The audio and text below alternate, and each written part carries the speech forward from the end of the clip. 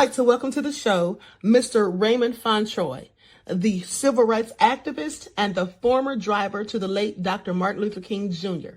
Now, his journey into the civil rights movement started in the late 1950s. That's when he became affiliated with the Southern Christian Leadership Conference, also known as SCLC. Royals, put your hands together and please get those fire emojis up in the chat for a living legend, Mr. Raymond Fauntroy. I am so pleased to have you here. Well, Queen Shakur, I thank you so much for this, and I thank your listening audience, your posse, if I may call that. Yes. Yeah, I thank you for this and this opportunity. I was born and raised in Washington, D.C., and I am the brother of Congressman Walter E. Fauntroy, who was one of Dr. King's right-hand men back in the 70s when they started. Actually, it was in the 50s, I'm sorry. Mm-hmm. And being his brother, I was able to meet Dr. King. And in meeting Dr. King at New Bethel Baptist Church in Washington, D.C., where my brother was the pastor, I got stuck. I got hooked, as you might say, into the civil rights movement, fighting for our rights. And we did a lot of work as a young man with my brother and with Dr. King. I was able to go on campaigns with Dr. King and go through the South doing voter registration when we were being murdered, killed for registering people to vote. Mm-hmm. I carried my girlfriend and a bunch of college students with us down to into different communities to help register about Black people to vote. And I've been through a lot of near misses and situations where we were arrested, we were beaten, and I was not put in jail, but my friends were. And we've been through a lot of that. But what it did for me was to convict me to fighting for justice and to fighting for the rights of all people, but particularly Black people, because we are the ones who are most discriminated against. We are the ones who are most attacked in this country and now around the world. We have the same issues everywhere we go with the same people. Absolutely. So, yes, it's been my conviction to do as much as I can to free us from this mental stress that we're under. Absolutely. Absolutely. So now, when you became the president of the SCLC, I believe in 1979, now, yes. That's when you were in Florida, right? Yes. So how was it for you in Florida? I know there was a lot of immigrants there. Can you tell us a little bit about that? Well, yes. I came to Florida. Let me back up just a little bit. Mm-hmm. I was with a record company. I don't know if you know Al Bell, who is a marvelous, one of our best producers and record owners, record company owners. He was before Barry Gordy. Barry Gordy came after him, but he was the one who did a lot of our hits back in the 50s and 70s, 60s and 70s. And he sent me down to Miami to promote a record called The Good Thing Man. Okay. Some people might remember that. But it was a big hit. But at that time, we did not have distribution rights to our own music. Mm-hmm. These other people had all control of our music. They distributed where they wanted. They charged us what they wanted.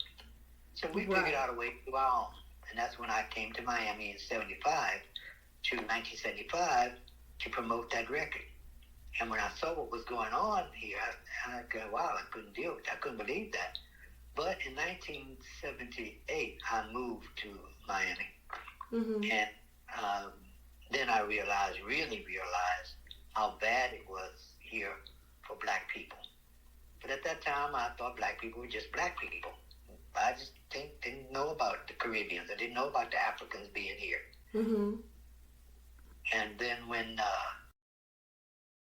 in 1980, when they had the Mariel boat lift, which in my opinion was an invasion of this country, and I said it then, and I say it again, that Dick Gregory used to come down with me when I got organized. He'd come down and help me march through the streets, talk to the people, and all the things that we did mm-hmm. to awaken the people.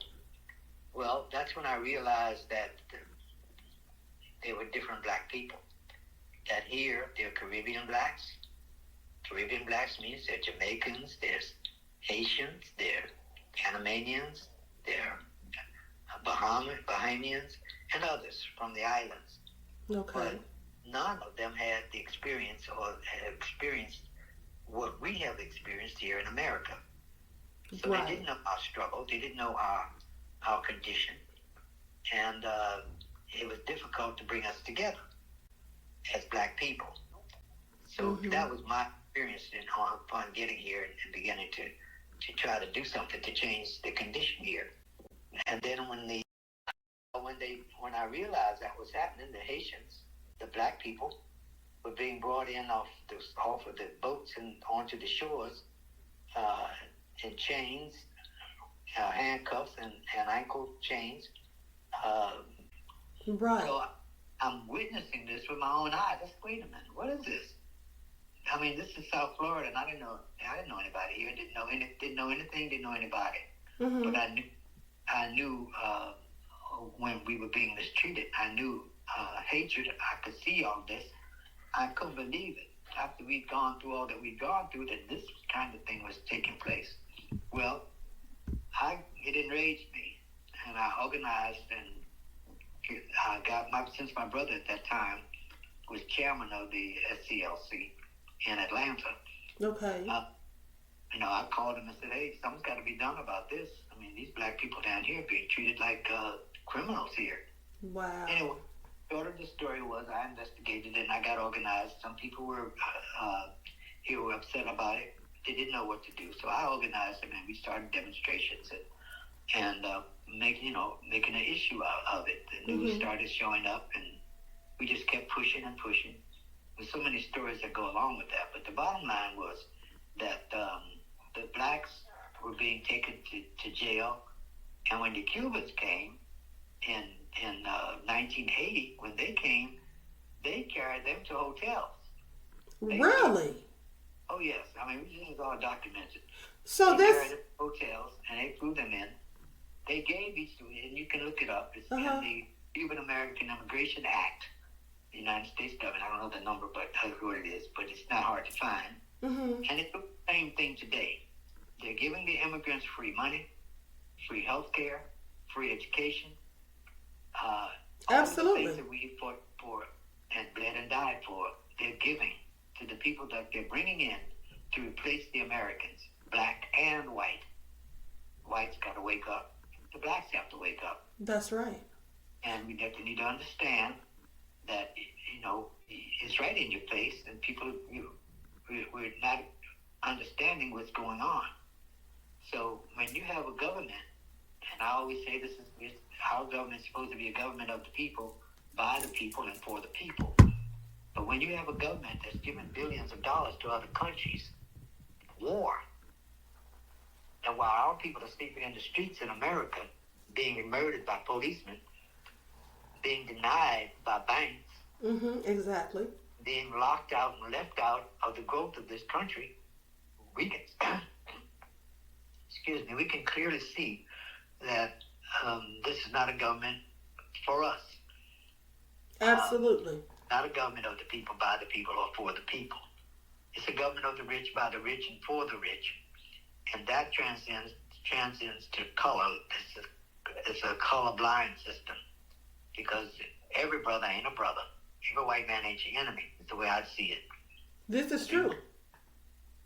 This is absolutely true. Now, let me say this, because what you just said about the difference in how they treated the Cubans versus the Haitians, that is absolutely what we see today. Because there was about maybe a year or two ago where there were Haitian immigrants coming across the border and they were beaten with whips.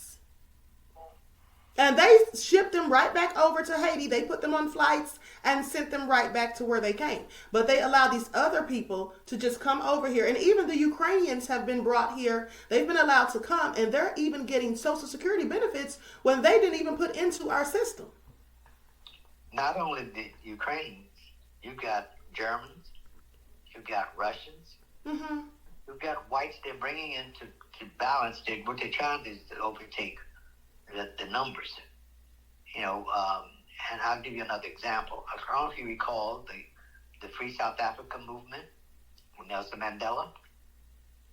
Mm-hmm. I went to Africa at Nelson Mandela's request to a meeting for the anti-apartheid movement. Okay. And I witnessed, I couldn't believe my eyes simply because I'm in Africa. You know, the white folk there are not even a speck on the map. Right. But they were in control, and still are. They were in control, and I couldn't believe what was going on. And there's stories about that. I don't want to get into all that, but I think we mostly know what's happening there. Yes, and absolutely. And it's happening today the same way. Mm-hmm. Different players, and that's who Elon Musk is, and they got us buying his stuff. And I'm saying, people, wait a minute. Can't we see what's going on here? Africa is the richest continent. The most everything we use, our cell phones, everything that we use, we build in this country, we make in this country, comes up, the mineral and the ore come out of Africa. Exactly. So how can they be the poorest country? How can people be so poor? They're being poor because the rich are robbing the country, just like the rich here are robbing this country. That's right. There are rich black people in Africa who are robbing the African people of the land. Corrupt leaders as well, allowing this to happen. Absolutely. And we're sitting back allowing it to happen here. Now, my opinion is that we sit here in the seat of the power in the world, and we do nothing. We're not doing anything to change the condition. Not only the condition of the world, because I don't know if we can do that, but we certainly can change our condition here in America. That's right. And people are looking towards us, black people in America, to lead the way, and we're not leading. We're allowing the system to select our leaders. We haven't figured out why we aren't getting any advance. Yes, one or two of us will make some money and get in a position, then we disappear. Right. They can't find us. They don't support anything. Others are being brought in, set up, given free money, set up in their businesses, and in every one of our communities. And that this all happened here. I can speak clearly about Miami, because I'm sitting here looking at it. Mm-hmm. When the corner stores, which were back in the 80s, were making $6-7 million a year out of our communities. Wow. And we didn't have any stores in our community. We didn't own any stores. So now all those have been taken over. We have very few businesses in our community that's making any money. Mm-hmm. So as a result, our young people out looking for jobs, and down here you got to speak Spanish to work, if you're going to work at all. And that's not even happening because we've been overrun with Spanish-speaking people who look out for their own people. Exactly. So I'm not upset with them. I'm upset with us for not looking out for our own people. Well, I feel the same way. You're absolutely right. Yeah, we need to pool our resources, and we need to spend our money with each other. Stop spending your money with the people who are oppressing you. And that goes for the immigrants as well, because they look out for their own people. They don't hire black people. Mm-hmm. They own. And if we don't speak Spanish, you're not going to get hired on either side. You're right. So it's kind of on us to stop BS and then put ourselves together, put our money together, spend with each other, open our own corner stores, force these churches to do what they're supposed to do. Mm-hmm. And it's up to the people to do that. You just got to get organized and go in and stop them. No more church service unless you're going to do what you're supposed to do. Absolutely. You're lying to the people, and you're lying on the people. And I'll say that to any of them, because that's exactly why we're in the condition we're in, because of misleadership. I absolutely agree. Now, with that all being said, speaking of the leadership, let's talk about Dr. King and how some of these pastors turned against him. I have that conversation quite frequently. Mm-hmm. And here's how I answer it. Well, first, I was very responsible for picking him up many times in Mm-hmm. Washington to take him to wherever he was going. Okay. White House, the church, meetings, wherever. Mm-hmm. So I knew him pretty well. And I knew a lot of things about him that, the general public who just wouldn't know. Mm-hmm. No, I'm never upset about anything that he, in my opinion, because he did something that I have not heard or seen another man do and say to them when they told him they're going to kill him. I've been to the mountaintop. I've seen the promised land. Nothing you can do to me. That's what he was saying. They killed him the next day. Okay, and we know that. Mm-hmm. And we know who did it. Mm-hmm. It was your man. It was J. Edgar Hoover. They called him and told him that. J. Edgar Hoover was the head of the FBI. I don't know if you all don't know that. You can look it up. Have no reason to, to lie about anything at this point. Well, I remember reading about a letter that he was sent, and they tried to pretend that it was from a black man, but Dr. King was wise enough to know that it was actually the FBI, telling him to basically go ahead and take his life because they had these tapes and all this stuff, and he still pressed on forward and still continued his work. Absolutely, because he was devoted and committed first to the Creator, second to his people. Mm-hmm. That's the man I knew. Yes, I get in big arguments with some of our young people who don't understand because of the lies that have been put out about him.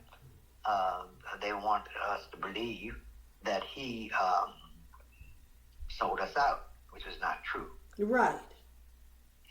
We did what we responded to the information that we had at that time. Mm-hmm.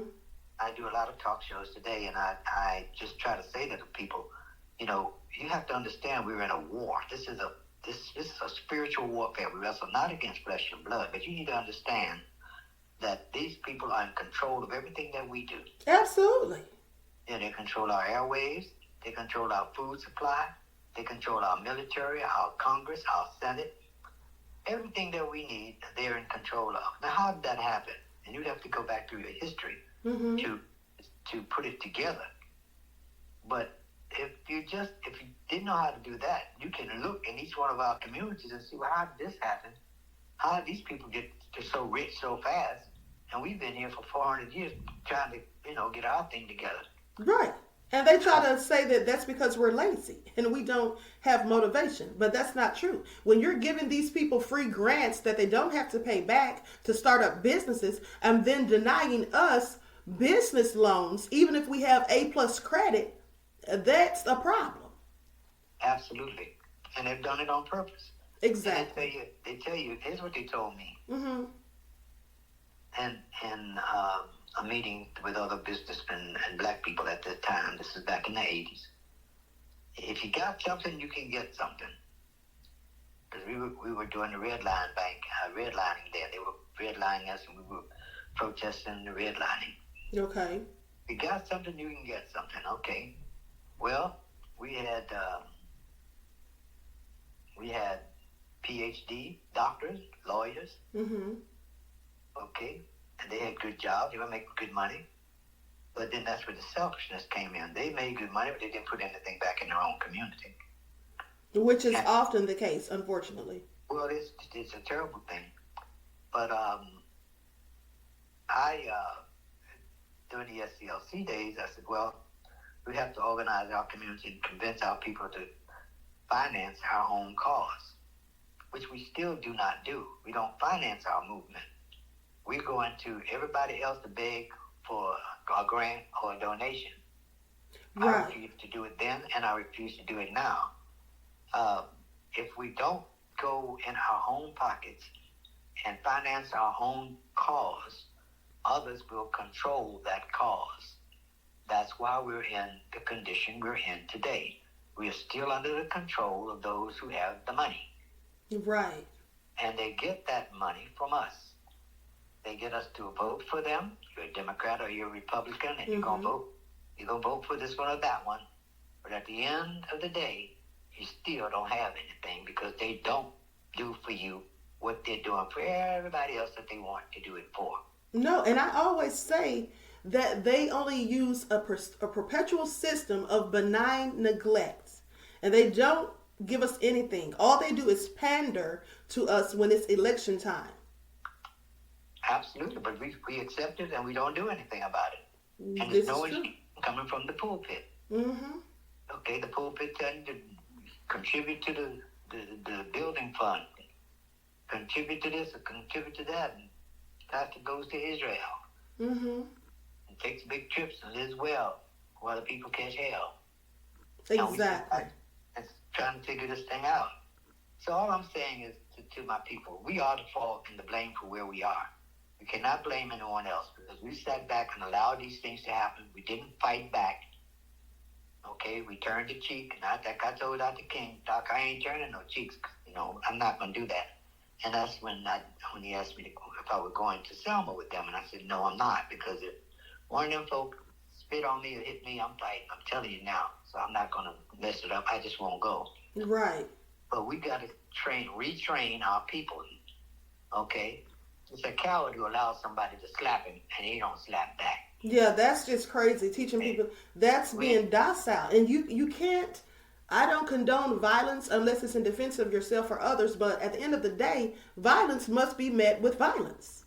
That's right. You got to fight back. That's right. Like I said, and I'll keep saying, and I hope people will hear, this gun control lie that they're putting on us, they got gun control in the black communities and they selling guns in the white community. Mm-hmm. Okay, they're setting up what they think is going to be a civil war between the races.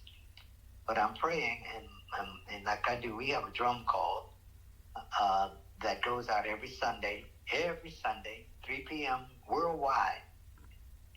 Yes, I've been doing that ever since you told me about it about 3 months ago. It's working very well. Mm-hmm. And we're asking people to drum and pray in their own way, whatever their religion is, whatever they believe. Mm-hmm. Pray for strength. Absolutely. Because you cannot have justice, or you cannot have peace without justice. Okay? And you cannot have justice unless you take it back, because they've taken everything from you. That's right. They're telling these boys telling our people to turn their guns in. I said, do not turn your gun in. Get prepared. Stop killing each other and be prepared to defend your family and yourself. Absolutely. Everybody else is doing it. They even got camps that they go on and they teach their kids how to shoot. And when that's that little boy that went out and killed all them people up there, his mother just got sentenced for whatever they're trying to say with that. The mother who gave her son the gun? Yeah, his father gave him the gun, but they you know how they do. Yes, absolutely. They teach that hatred and they teach them what to do. These kids have had enough of it, though. They're looking for a way out of this mess. Mm-hmm. And the truth is the way they're going to have to hear the truth. Right. And once they hear it, I believe they'll make the right decisions. And that goes for the white kids and the black kids. If they hear the truth, but they're not hearing it. The 6 o'clock news is all about death. How many people got killed. Mm-hmm. All of this murder, that murder. And, there's no good news to the people.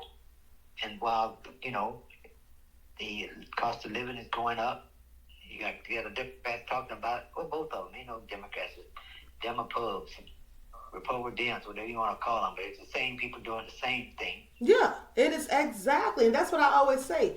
It's the same snake with 2 heads. That's right. They're working for the same common goal. They're just going about it in 2 different ways just to throw people off and make it look like they're in opposition of one another, but they're absolutely not. And go to dinner together. Mm-hmm. Exactly. Yeah. So it's like I said, we can talk about it and complain about it and all that, but it is all on us. The solutions are in our hands. We have the power. We just got to bring it together. Well, this is absolutely true. One of the things that I have suggested to people a few years ago was that we stop celebrating these nefarious pagan holidays because we're giving them trillions of dollars annually and it's not being used to benefit us in any way. And also to stop engaging in purchasing of these expensive, highly overpriced name brands, because name brands comes from when they branded our ancestors with their names, and now we're branding ourselves by wearing their name brand clothing and paying them to do so. This is all so crazy. Well, we've been brainwashed and miseducated by this television set. Everything that comes on that TV gets you to buy something from them. Exactly. And you don't have enough money to get an ad on this TV to sell your product. And then if you sell your product is not going to be as good as their product because they got more money than you. Right.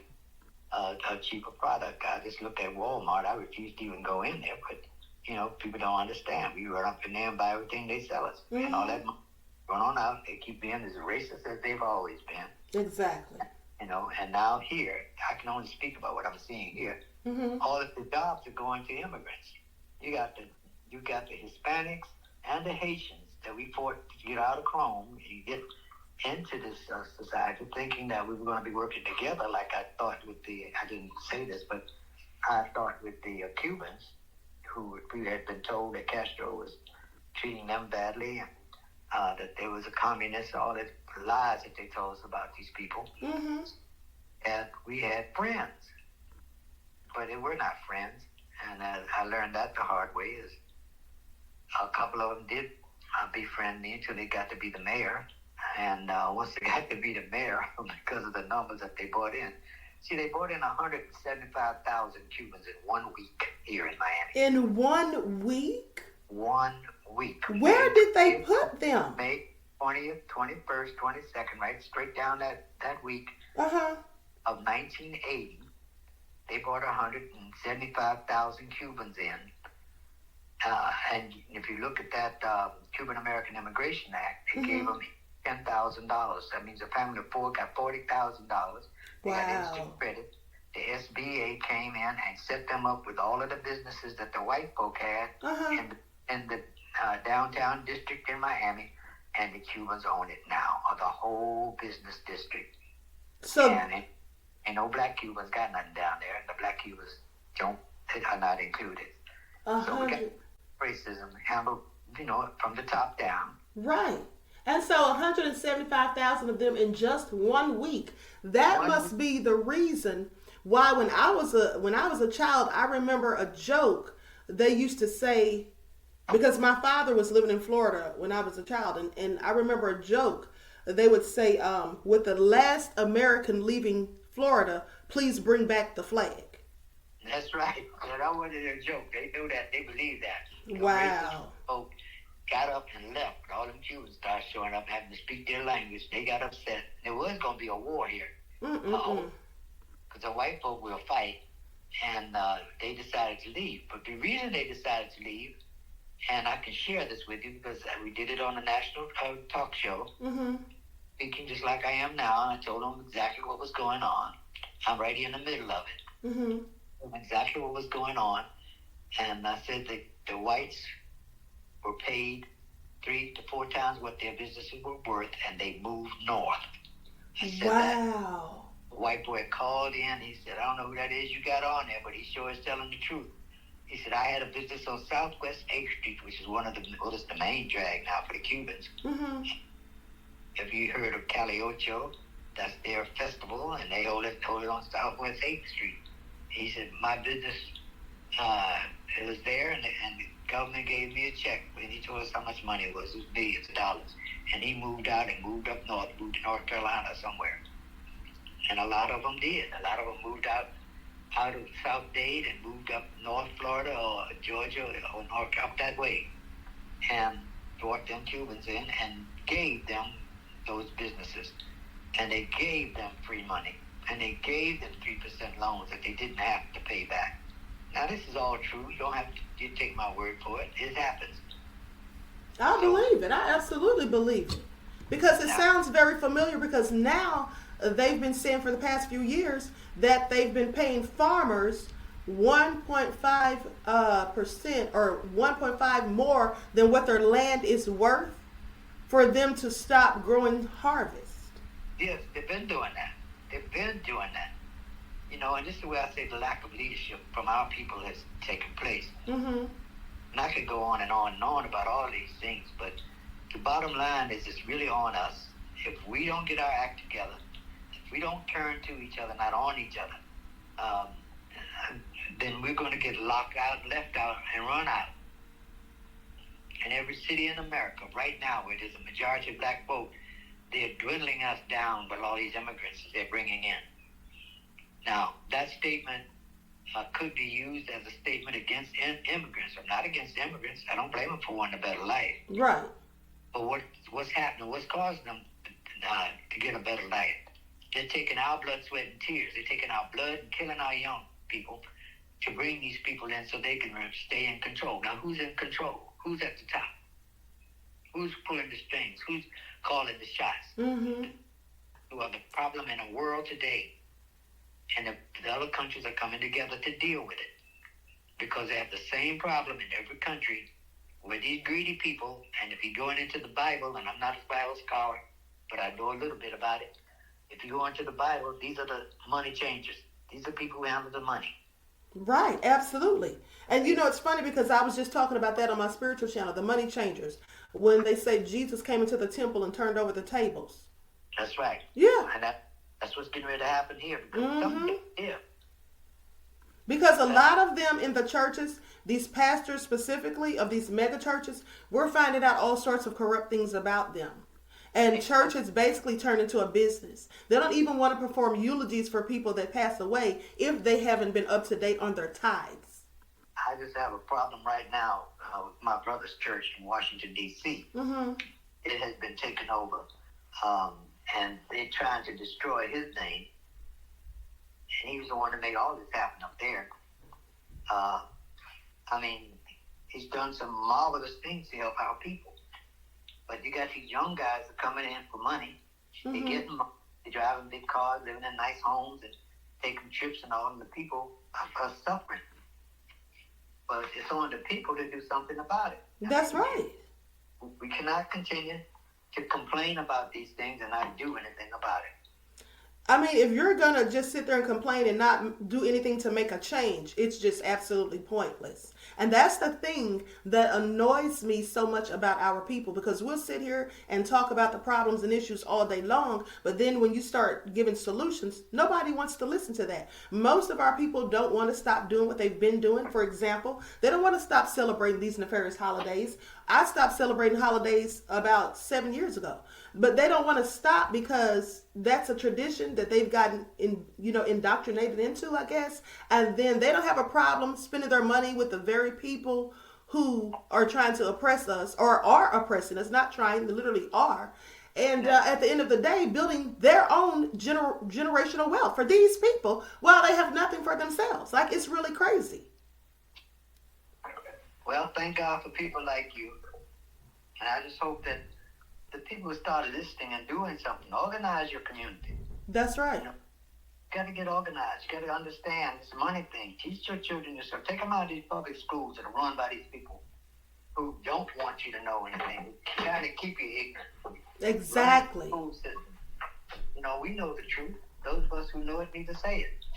That's right. And parents need to teach it to their children and grandchildren, because at the end of the day, if we're dependent on public schools to teach our children the truth of themselves and their history, well, that's just not going to happen.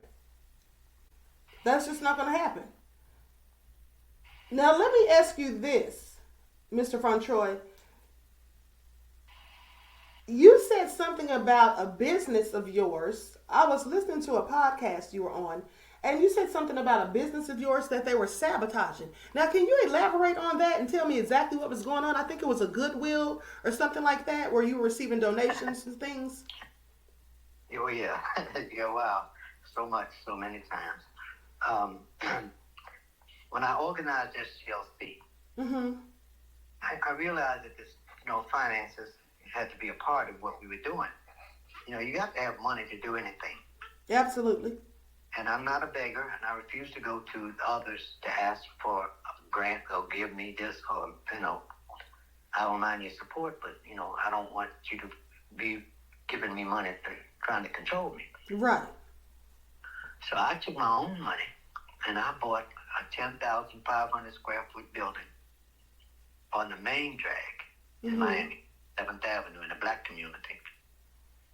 No other black person had that much property in one spot on a main drag.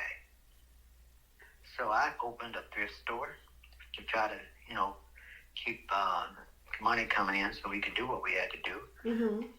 I rented out one 3,500. Places were divided into three parcels, 3,500 square feet each, and I leased one to a religious organization. I don't call the name. I released one to them, and I used the third bay for community. I donated that to the community so we could have our meetings in our own place. We could stay all night if we wanted to do anything we wanted because we owned it. Mm-hmm. Well, that wasn't to be. I had 44 break-ins in 1 year. What? 44? That is insane. 44 break-ins to the point where the roof, cut holes in the roof, shot my windows out. Oh my goodness. We have a rainy season down here. When it rains, it pours. Mm-hmm. It's like in Los Angeles right now. So I had started a clothing drive for hurricane victims because we'd had some hurricanes and people were in the streets all over the place, and even in Miami. Mm-hmm. And I started the drive to send these clothes and help the people who were being homeless and all of that. Right. Well, the short of the story is a long story and it take forever. But the short of the story is I got foreclosed on because the religious organization that I had leased one of the spots to refused to pay because they had a little problem. It was a simple problem that could have been resolved, that they could have helped do. Mm-hmm. But when I realized that we ain't on the same team, because I made it very easy for them, to be in this place. I should have charged them a lot more than I charged them, and they refused to pay for 3 months, knowing I was in trouble at that point. After all those break, and not only did they break in, they tore my place up. Anything that I had in there, they would destroy. So we knew it wasn't the guys in the community. We had food drives for them. We were feeding the hungry. We were helping the brothers with the drug problems. We were doing all kinds. So we were doing the same kind of thing that the Black Panthers were doing when they were, So we were doing the same kind of thing. We didn't have the kind of power because we didn't have that mentality of brothers who understood that or ready to go to work. Right. But the short of the story is, yes, they destroyed the business part of what we were trying to do. And, of course, it destroyed everything that I was doing because once you take a man's livelihood, then, it's hard for him to live. And if it's hard for him to live, it destroys him, it destroys his family and everything else. But that's the price you pay when you're fighting for your people. Now, who do you think, did you ever find out who was doing committing all of these break-ins? Did the police find out? You know it wasn't the people that were sent. The guys who beat me up on the street were paid to do it. They didn't just do it because they didn't like me. Somebody paid them to do it. Same people to break in my place. The same people destroys everything else we try to do.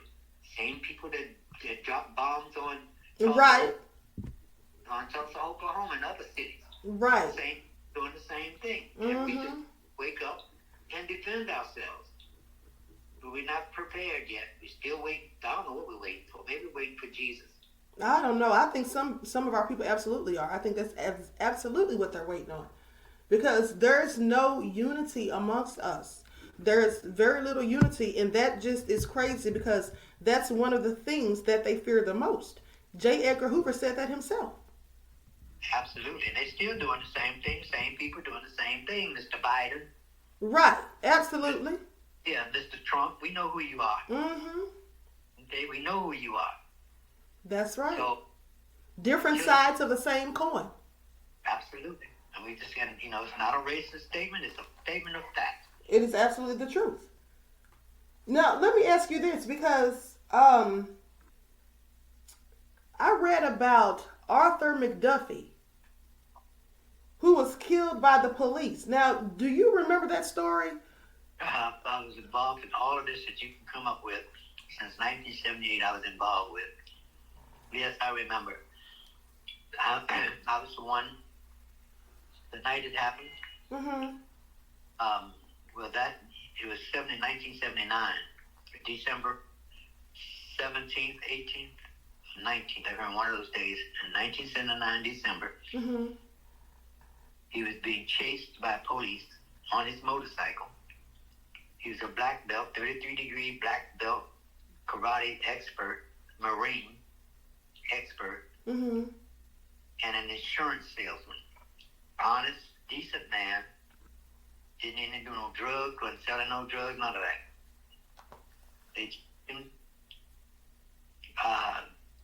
They caught up with him at a spot that I go by on a regular basis right now.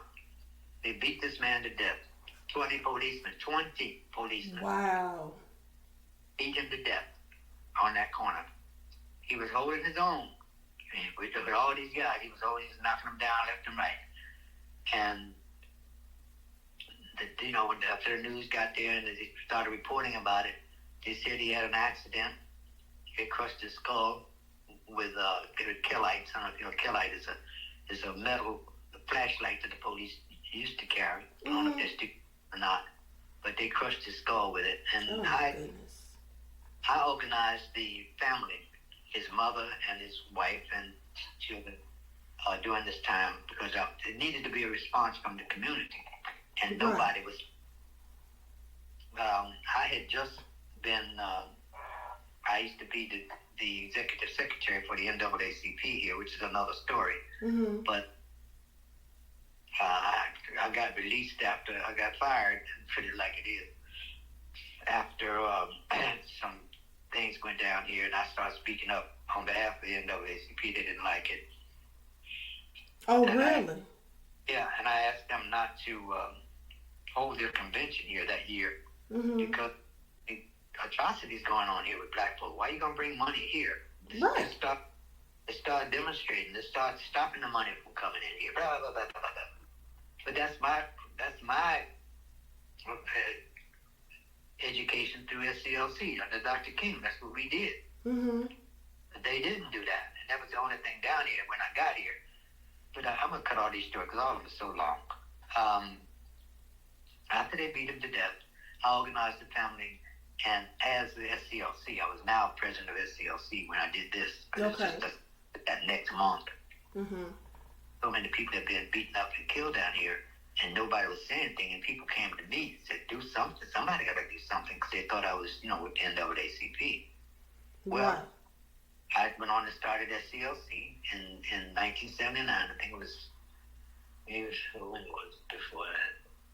It was right after the McDuffie. Sometime in that era. I started that, and all these people came and joined that night. Over 50 people showed up. I was so happy with that. Wow. Didn't have that in the NAACP. You couldn't get 10 people in that meeting. but here we are with 50 people on an inaugural meeting. Mm-hmm. And, it just emboldened me. I go ahead and start doing my thing now. But I'm trying to chronologize this, but it's not working that way. No. I organized the family. Okay. The riots took place that next week after they killed him. I organized the family. Had taken them they moved the trial from Miami to Tampa, Florida. So I organized the family, took the family up in my car to the trial.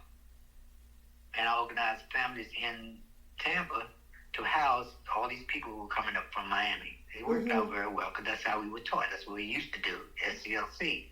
We go into the city, we stay in some people's homes because we didn't allow you to stay in the hotels. That's back in the day when the black were not allowed or not welcomed in hotels, I should say. Right.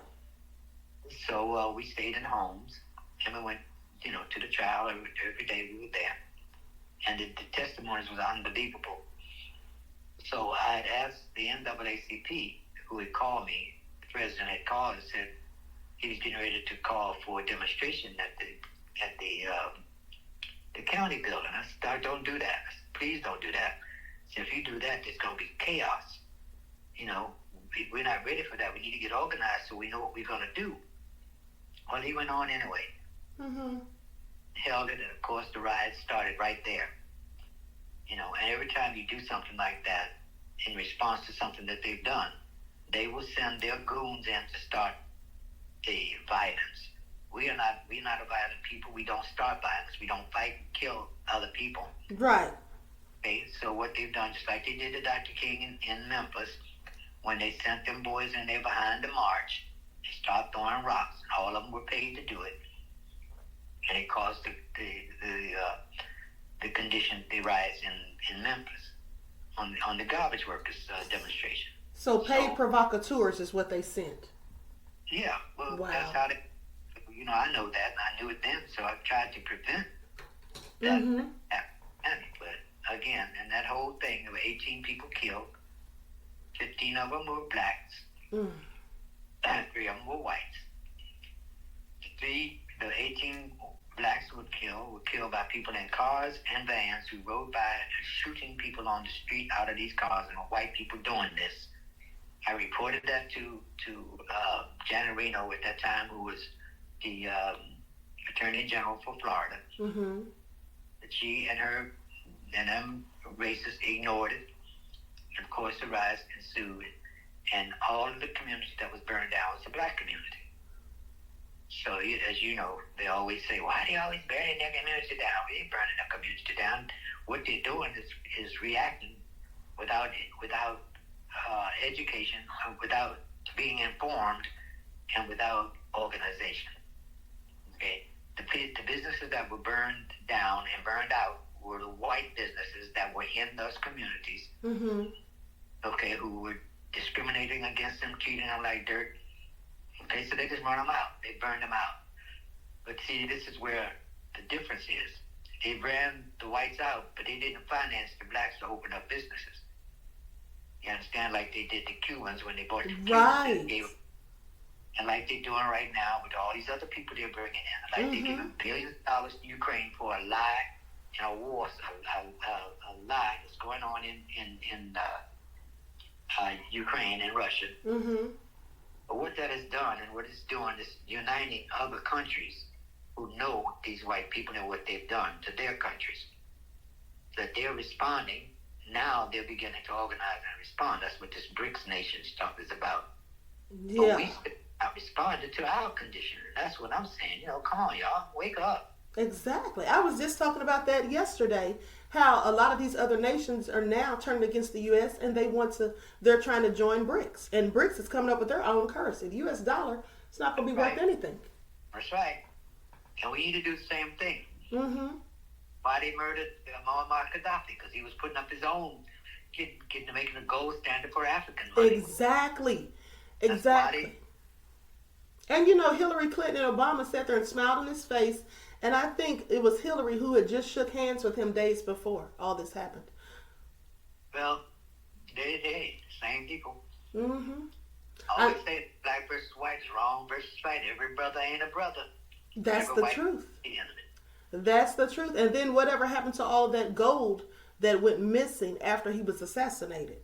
They know exactly where it's at. Oh, absolutely. But, and our leaders know, our so-called elected officials know.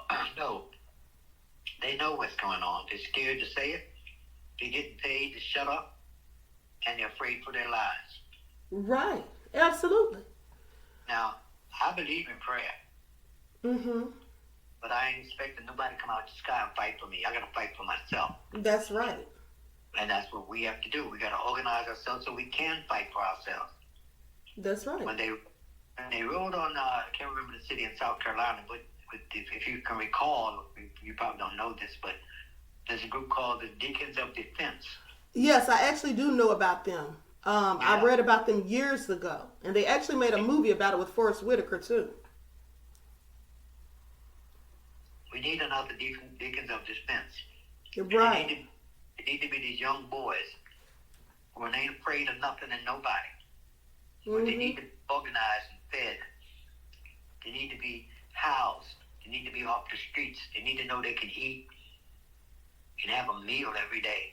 That's and right. Have a roof over their head. So we can do this, but we're not. Church could do it real easy, but they're not. And the people are sitting back and seeing this and ain't doing nothing. And not questioning the ministers or not questioning the churches. They have to come together and do what they need to do. Yes, a lot of our people are not going to question these pastors because they, in fact, seem to worship them rather than God in many cases. Well, that's absolutely true. Yeah, and it's really unfortunate.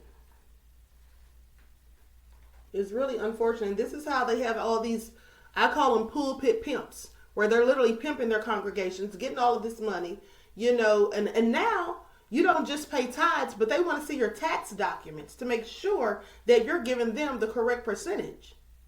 That's absolutely crazy to me. So what should be done about it? You said what should be done about it? Yes. People should refuse and people should stop going to these churches. That's what they should do. They should start kicking these pulpit pimps up out of there when they're trying to do these kinds of things. I'm saying that's what should be done, but how do you do it? First of all, you have to unite and come together and organize, like you said. But the problem is, a lot of these people are so indoctrinated, they're not going to listen to the people trying to tell them the truth. They'll turn on you in a minute. Because one of the things that I find in my fight to liberate black people and to free the minds of black people, my main opposition is black people. You're right about it. There's no question about that. Yeah. The question is, what are we going to do about it? Now, this is what I'm talking about. This is why we need to have roundtables. Mm-hmm. This is what the discussions. We need to hear from the people. They need to hear what you're saying. What we're talking about, everybody needs to hear it. You're right. The answer will come. Mm-hmm. And we can give direction on what we need to do and do it. But we're not there yet. We're still waiting for a handout. Okay? And that's true. We don't need them. They need us. We're the ones who undergird this country. We're the ones who fought for it and built it. We're the ones who grew the food. We're the ones who were on the land when they came. Exactly. Malcolm said it clearly. He said it very clearly. He said, we didn't land on Plymouth Rock. Plymouth Rock landed on us. In other words, we were here when they got here. That's right. This is our land. We were living in peace. And many tribes of melanated people, they called us Indians. We know Indians. That's right. They called us Indians because they thought they was in India with their stupid self. Yeah, exactly. Okay, they're greedy and they came with their guns and they saw all of this. How we were eating and I offered our help to them. Come join us. Mm-hmm. Live so you can share with you. No, they want to kill it and take it for themselves, and they're still doing it. Yeah, greed. That's the main thing, greed. They don't want to share, just want to come and take everything. Kill, steal, and destroy. Absolutely. George Bush said it clearly. He said, we're going to divide and conquer. That's exactly what they did. That's the best system that they have as far as they're concerned because it is a very effective strategy. And we as a people have not been able to overcome that yet because we allow them to continuously do it. We turn on each other. And then we have some of our people who get paid by them to turn against us. They use them as gatekeepers. And so some of us will do anything for money, so they're fine with that. Well, it's on us again. We got to stop the sellouts from selling us out. Got to make it very difficult for them. Exactly. And people doing the same thing. And it's nothing to be afraid of. And I always say, I've got divine protection. Mm-hmm. I've got divine, and we all have it if we'll acknowledge it. No weapon formed against us will prosper. That's right. We're just going to say, let these children know the power that they have. They can do all things. Absolutely. Well, we still got some powerful forces around today. Mm-hmm. Problem is, like you said, the people won't come together. They're afraid of the truth. They're afraid to hear what we're talking about tonight. They don't want to hear that. Right. Because then they're going to have to do something. But if you don't speak up now, what you going to do when that time gets at the corner? Exactly. When it's knocking at your front door. At your door. That's what you right. going to do? So, I just thank God, the Creator, for you and people like you. And there are many of us around this country who are trying our best to wake us and come together and deal with our own cause and our own condition. Instead of blaming each other and coming against one another. And then in every industry we're allowing them to control us. Absolutely. Okay? and I can go through each industry, starting with the music industry. Yeah, now let's talk about that because you could have been in the music industry, but you Well, chose to be I was, an activist instead. Am I right? yes, I was in the music industry, and at 16 years old, I had a hit record with a group called the Starlighters. I don't know if you know Bam McCoy, the guy who wrote The Hustle and other many hits. But Okay. I couldn't deal with the lifestyle of that industry, so I quit early. Wow. And I just got on out because in that group was Marvin Gaye, Van McCoy. Mhm. I used to sing with Donny Hathaway in the church choir in New Bethel in Washington, D.C. Really? Yes, Donny was. I was first tenor. He was second tenor. We flip flopped on those tenor roles. Yeah, so I could have been in that industry, but I couldn't. I couldn't deal with the lifestyle. Right. And I walked out of a big contract off one of the Capitol Records. Just walked out on it because I want to do what they want me to do. I wasn't about to make millions of dollars for them and they don't give me 5%. No. 5%. That was back in 1966, baby. They had that kind of. I said, no, I ain't doing that. Not me. The money don't mean that to me. So we have to understand that we can do these things. We don't have to keep blaming people and looking for someone to come to help us. We can help ourselves, and nobody can do it better than we can. That's right. We just won't. Maybe you can get it started through your program and other programs like yours, that people will begin to wake up and start to support their own causes and put together a cause that will make sense for these my brethren. That's why I put the People's Grassroots Assembly together, which is assembling of the people at the bottom, if you want to call them that, the least of these my brethren, who will come together. We'll start our own process of changing our own condition. Okay, we can do anything. We can establish anything that we want to. That's right. We've been the first on many things, but they saw it, stole it, took it for themselves. We allowed it. Okay, so let's do it. There can be another Tulsa, Oklahoma. Absolutely. Okay? We can do that all over this country, all over this world. And we have the money to do it. We just won't put it up. We won't put it together. Yeah, they'd rather spend it on name brands and all kind of other foolishness, gold chains and diamonds and all of that. When I lost all my properties, and I had enough property to keep me going, I lost my properties because I couldn't get, at that time I was looking for loans, I was looking for mortgages and all of that, because I didn't understand this whole money thing. And that was not the way to do it. What we should have done is put our own people together, finance our own churches, our own buildings, our own everything, and bank with each other, have our own bank. We don't have our own banks. They keep telling us, you got a black bank over here. No, you don't. You got a bank that's called itself black, but it follows the rules and regulations of a white, stinking, rotten, low-down, dirty system. Yeah, and they're not going to give us any loans any quicker than the other banks are. Well, when we start our own, we will. We can do that. We have a right to do that. That's right. And we have people who know how to do that. So we're trying to assemble those people who can show us the way. But we've got to, get rid of the fear, man. People are scared of these demons. You don't have to be scared. You don't. Absolutely. So, the many things that we could do, that's not going to take much to do. Like you said, we got to stop buying all this overpriced crap they're selling us.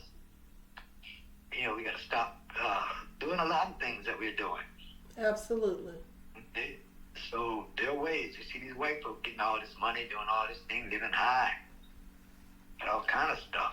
Yeah. We're trying to figure out how we're going to eat. Building generational wealth for themselves off of the money that our people spend. They're getting free money from the government. That's our money. Exactly. And then giving it to foreigners who come here like the Ukrainians. Yeah. Well, it's on up. We got it. Let's do it. That's right. We need to make a change. Like, no one's going to give us anything.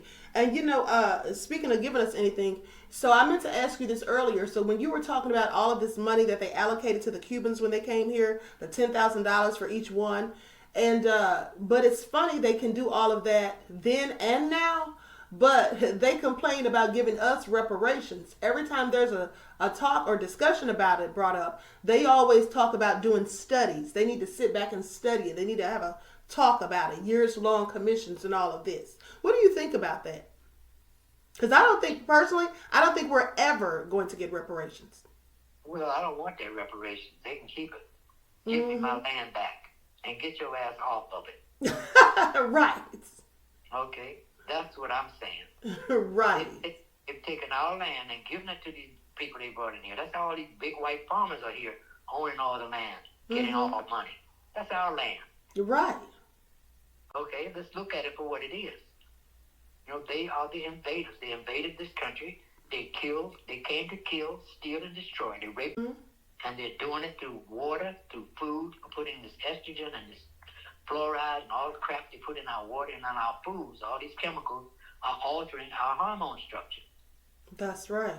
Absolutely. Now, if I'm lying, tell me. But we've had people who have exposed all of this to the public. But the press wouldn't talk about it. They wouldn't say it. Why? Because they're controlled by the people who are benefiting from it. They want to be in control of whatever information is put out there. They'll have these people that they call fact checkers saying that they debunk certain things just so that people won't deem it as the truth, that it actually is. And then they call truth tellers conspiracy theorists, as if we're just crazy and just making things up out of the thin air. So what can we do about it? The only thing we can do is to get our own social media sites, and things like that. But when we've tried those things in the past, most of our own people won't even support them. Money rules in all matters. Exactly. We're living in the age of the golden rule. He who has the gold rules. They are making sure they control the gold, and they keep the gold, they keep the money. So, but guess what? They get that money from us. Yeah, absolutely. Every Christmas we spend our money, they get it. They make money on Christmas, Easter, Halloween, all of their holidays that are not our holidays. No, that was never our traditions. They're buying everything of ours, they're stealing everything of ours and selling it back to us, and we going for it. Exactly. So we started to buy black or don't buy at all Christmas thing. We started that back in the 80s after the 80 riots. March on the black community. Buy black or don't buy at all. Well, they need. Well, of course, the black folk got upset, came over. That's the only time I can make some money at Christmas. I said, well, if you're going to make money at Christmas time, tell the truth to the people. Don't be talking about no white boy coming down no damn chimney. Exactly. No white boy ain't up on no cross. Tell them the truth. That's right. The Bible makes it clear. He had hair of lamb's wool, he had skin of burnt brass. Come on, y'all. Wake up. Right. So, I say, when we say, we're not saying don't worship. We ain't saying that. We're just saying spend your money wisely. Exactly. Visit people, your own community, so that we will have bread too. They said get everything over there, and you sitting out here begging. No, it ain't supposed to be that way.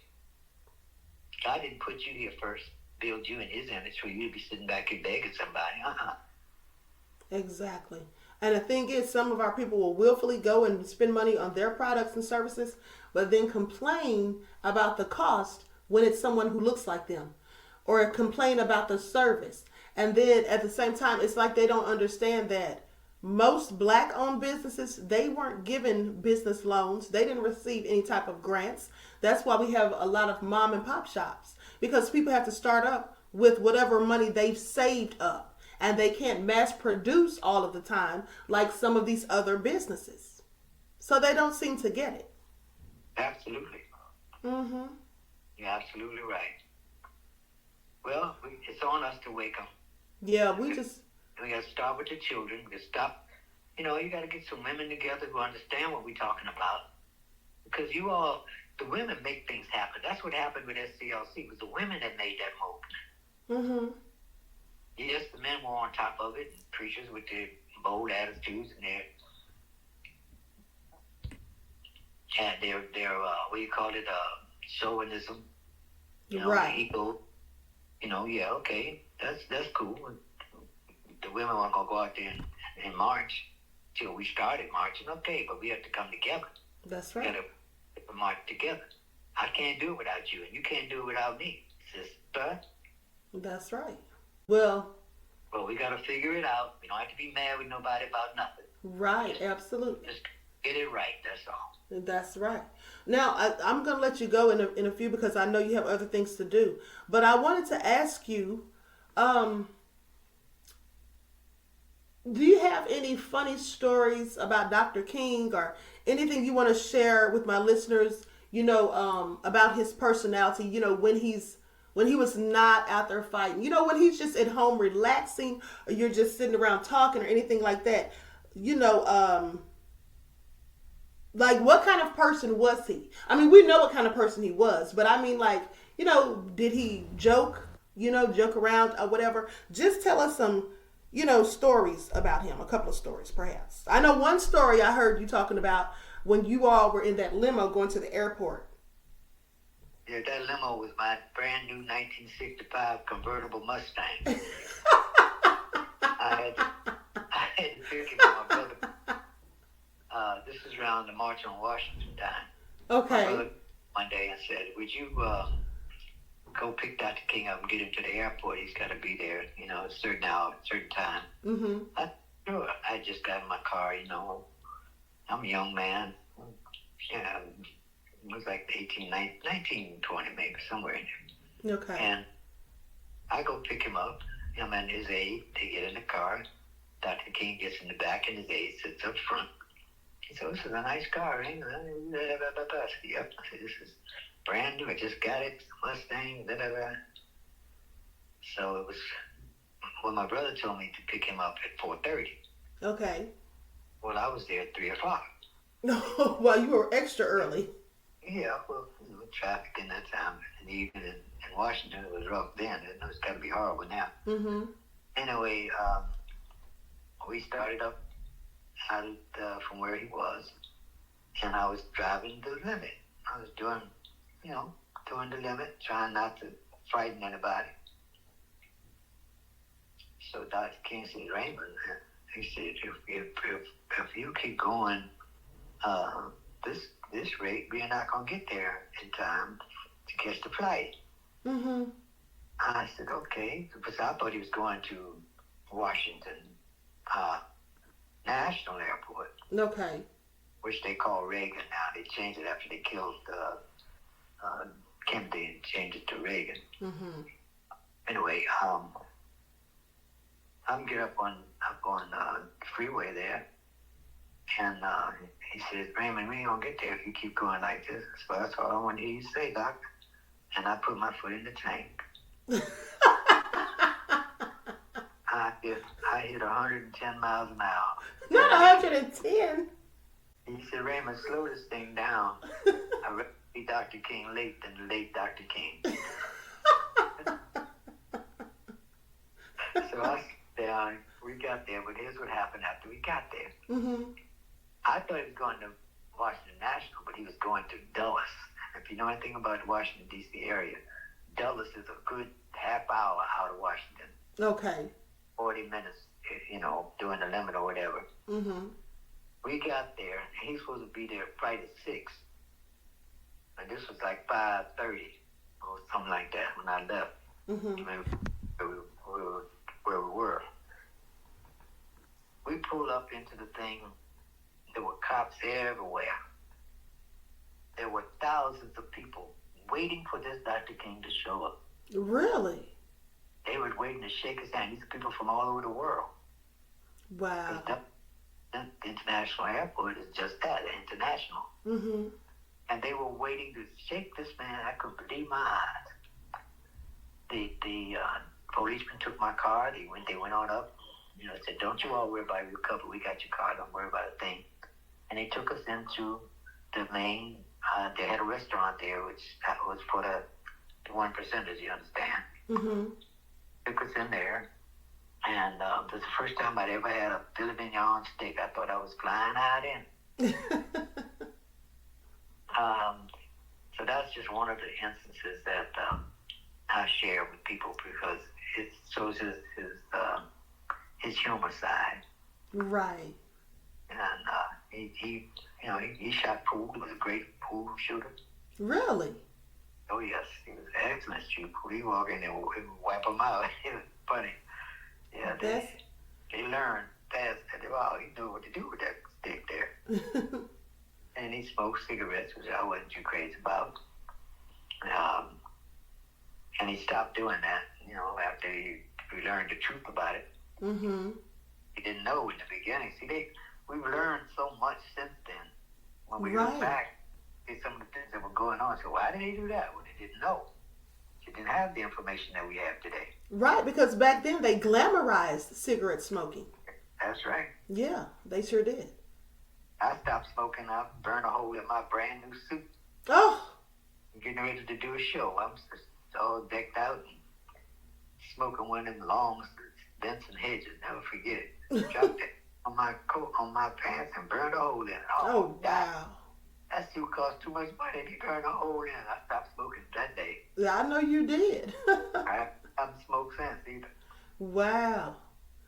Yeah, so it's those kind of things. Dr. King was a very real man. He was a real man. He wasn't no joke, Jack. Right. And in the sense of the word that he understood what had to be done and he did it. And he was not afraid. He didn't cow down. He didn't back down. Right. Okay? And they sent informers into the organization. Some of them were very famous that came in, and he had to run them out. Mm-hmm. And there was a lot of controversy around a lot of things, but thank God there were people like myself and my brother and others who were close enough to know the truth about what was going on and stuck with him and would stay with him. So nothing they could do. Right. And I'd like to also say that Dr. King admired Elijah Muhammad because of what Elijah Muhammad was doing with his people. Mm-hmm. He did not agree with his religion, but that was something else that they eventually learned. Malcolm learned it. Mm-hmm. And Malcolm said, after calling Dr. King a handkerchief head nigger, he changed all of that. Right. Came, shook his hand, hugged him, said, brothers, we're brothers. We got the same problem. Absolutely. With the same people. And the things that Malcolm was doing, was beginning to do, have taken hold now around the world. People are beginning to realize this whole religion thing that's going on is made by and created by the people who are oppressing us. Absolutely. Absolutely. So we got to shake that, get back to who we are, take back our land, keep your reparations, give me my land, I can get the hell out of here. Absolutely, I agree. I want to thank you so much for all of the knowledge and wisdom that you have shared and for the stories that you told and everything. I really appreciate you. And also, before you go, tell everyone one more time about the drum beat on Sunday. Okay, the drum call on Sunday goes out 3 p.m. Eastern Standard Time worldwide every Sunday. Okay. It's responding to the Bible when it calls to make a joyful noise unto the Lord, all ye lands. Absolutely. And that's exactly what's happening in their own religions, their own way around the world. 3 p.m. their time, 3 p.m. Eastern Time, which is synchronized at their time. That beautiful sound is going to the heavens, and their prayers are going up to the heavens. And there's more power in prayer than we know, and we've got to call on the Creator to help us stop this slaughter of the people of the earth, of the universe, who are being murdered every day. Absolutely. It's beautifully said. Now, I'm going to go ahead and let you go because I know that you have a myriad of appointments and other things to do. But before you leave, is there anything else you want to speak on? Any forthcoming projects, any new organizations, or anything you'd like to share with my audience before you go? trying to get our people to wake up, put their little 2 cents in this organization called the People's Grassroots Assembly, which is not up yet on the web, but will be, so that you can support it and be a part of it and start it in your own communities, because we're talking about helping each other. Absolutely. And I'm definitely going to do that. Yeah. Absolutely. Well, Mr. Fauntroy, it has been amazing talking to you, and I really appreciate you. Well, God bless you, dear, and I appreciate you so very much. Keep doing what you do, and I hope that the people will listen and follow what you're doing, because you're the truth at this point. Let's get it done. Thank you so much. I appreciate you, and I will be talking to you again soon. God bless you. Thanks. Same to you. Thank you so much for tuning in. I hope you enjoyed this interview. And if you'd like to donate to Mr. Fauntroy, you can Cash App him at $Raymond Fauntroy. That's RaymondFauntroy.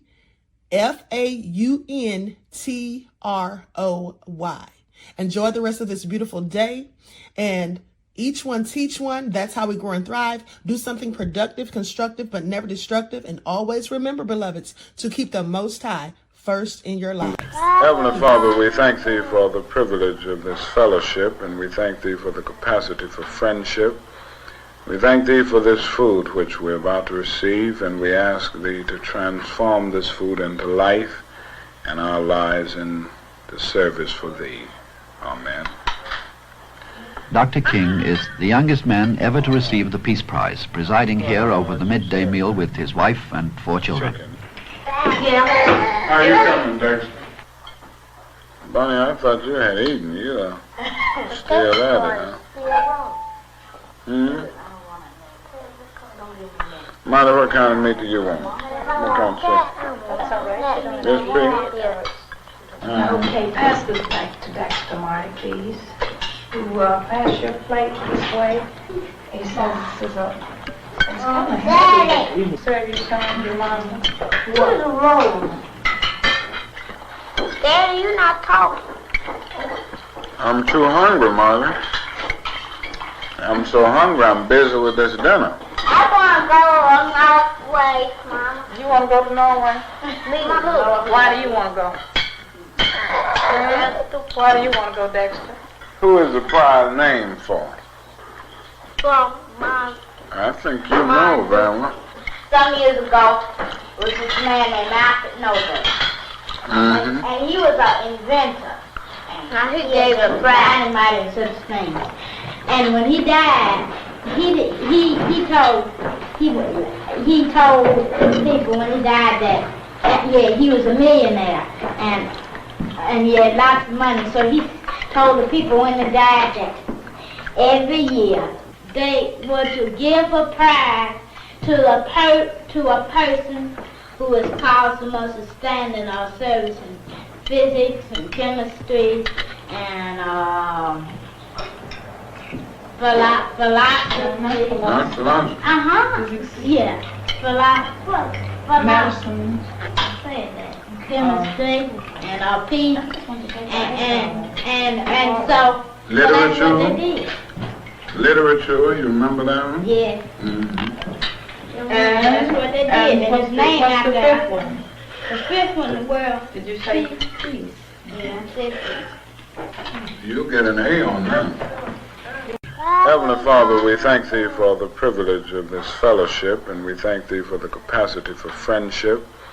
We thank Thee for this food which we're about to receive, and we ask Thee to transform this food into life and our lives in the service for Thee.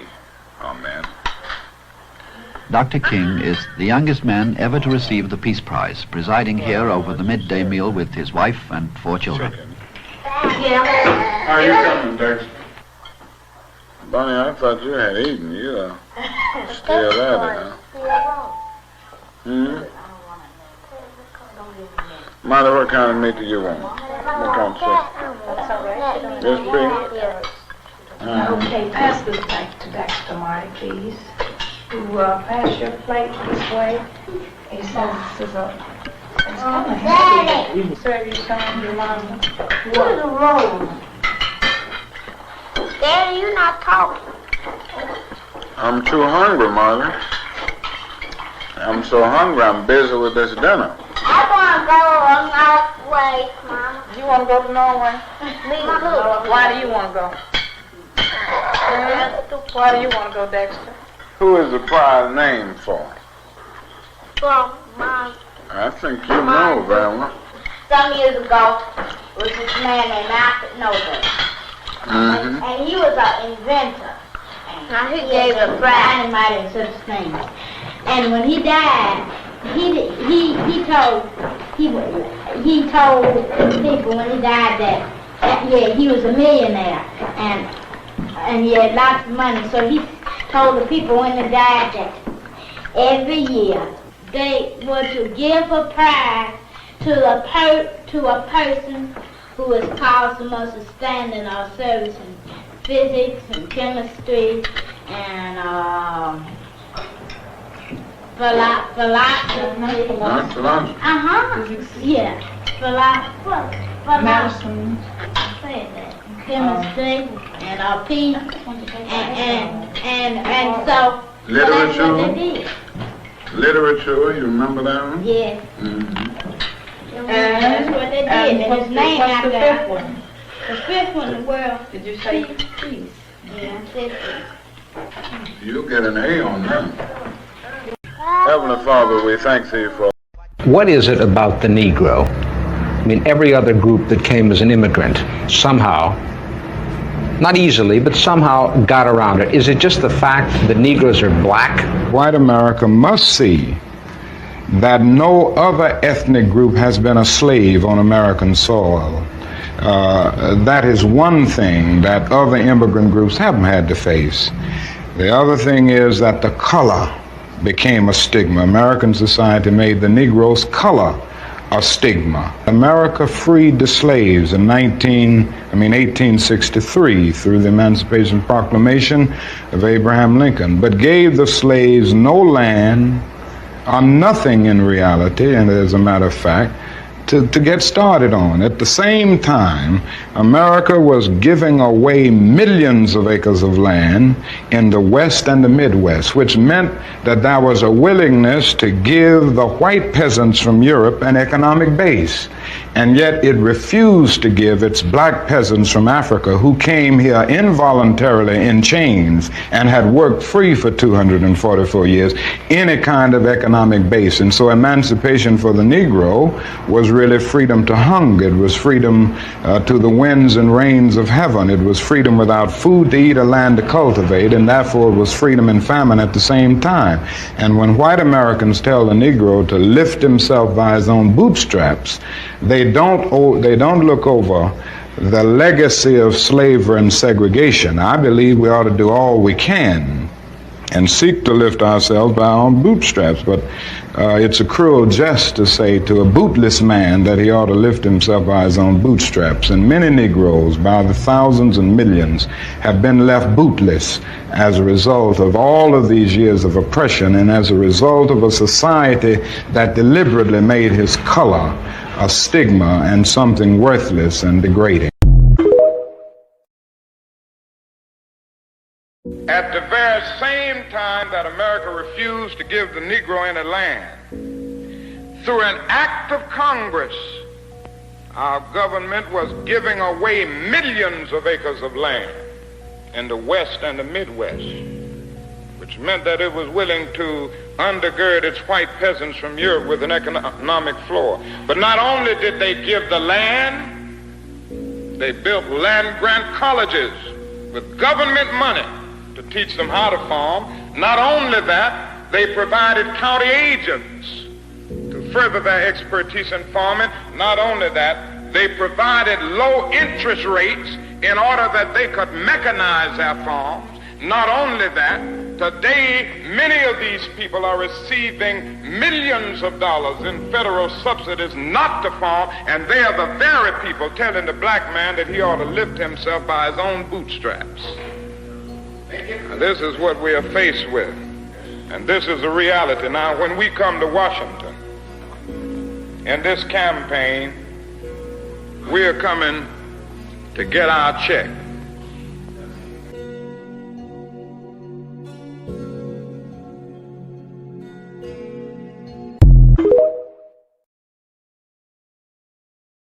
share the same, one more question, do you share the same concern that Muhammad has for his draft status? Oh, I certainly do. My views on the draft are very clear. I'm against it. And I think the sooner our country does away with the draft, the better it will be for everybody. I'm very disturbed about the militaristic posture of our nation. And I think until we have a radical reordering of priorities in our country, we are going more and more to the depths and, I should say, to the doom that follows arrogance of power, as Senator Fulbright said.